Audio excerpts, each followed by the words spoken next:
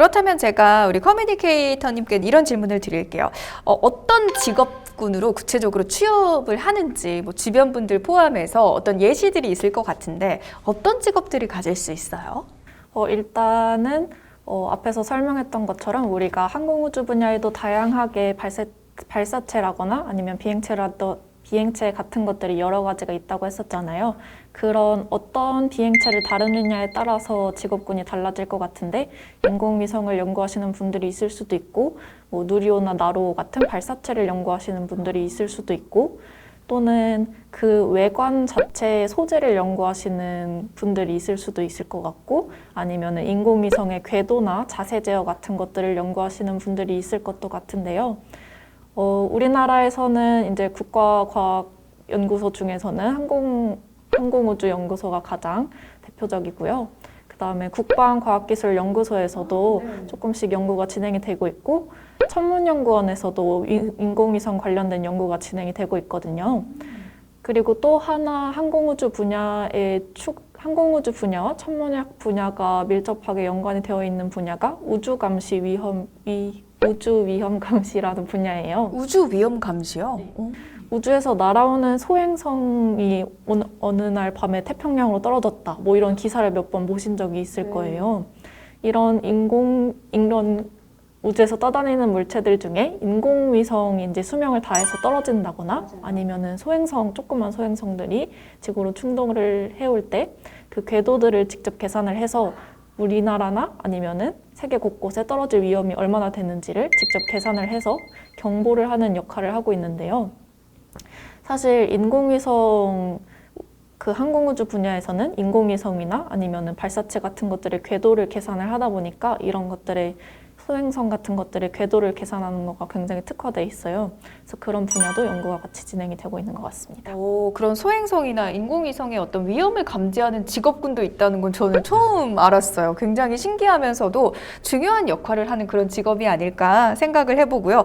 개인적으로 뭐 기업이나 산업체도 취업을 하고 뭐 국가기관에도 취업을 하잖아요. 어떤 부분들이 좀 있는지 추가적으로 좀만 더 설명을 해주세요. 제 좀 경험을 말씀드리면은 저는 이제 그 대학을 졸업하고 석사를 졸업하면서 사실은 이제 처음에서부터 항공우주연구원 제가 지금 있는 곳에 트라이를 했었습니다. 근데 떨어졌어요.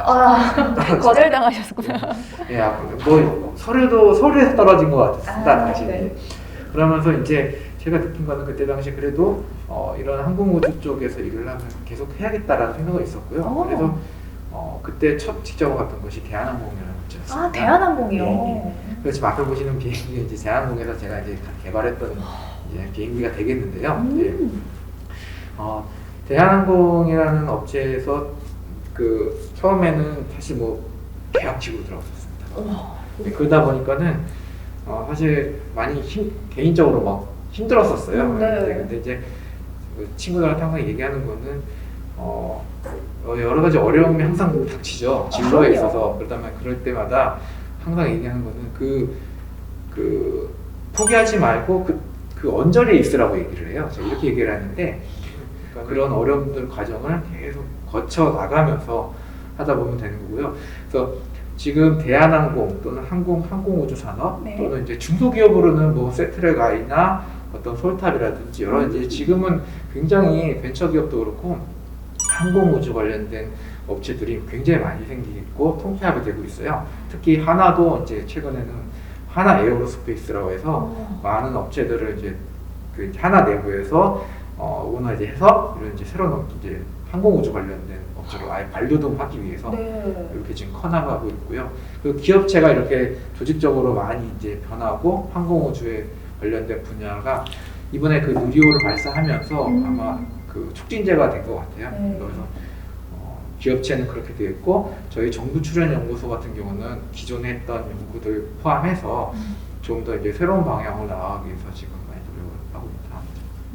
사실 기업 같은 경우도 뭐 한화도 방금 말씀하셨지만 다른 기계나 뭐 자동차 쪽이나 이런 부분이 아닌 항공 우주에 대한 산업을 관여하는 기업들이 많이 없을 거라고 생각했거든요. 하나 좀 더 말씀을 드리면은 최근에 이제 현대라고 하면 현대자동차라고 하면 자동차 만드는 회사잖아요. 맞아요.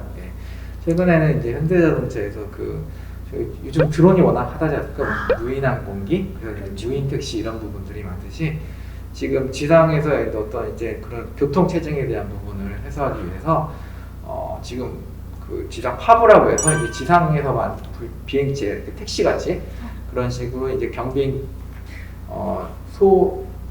그러니까 최소한의 인력을 태워서 운송시킬 수 있는 운송수단으로서 그 비행체를 개발을 하고 있어요. 그래서 현대에서 자동차과를 나온 사람을 뽑는 게 아니라 맞네요.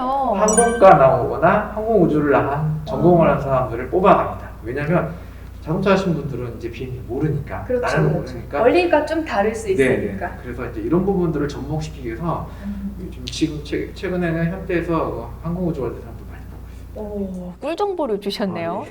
제가 어렸을 때 과학 그림 그리기 대회 나가면 하늘 날아다니는 택시 꼭 그렸거든요. 이제 그 시대가 머지않아 올 수 있기를 좀 바라보겠습니다.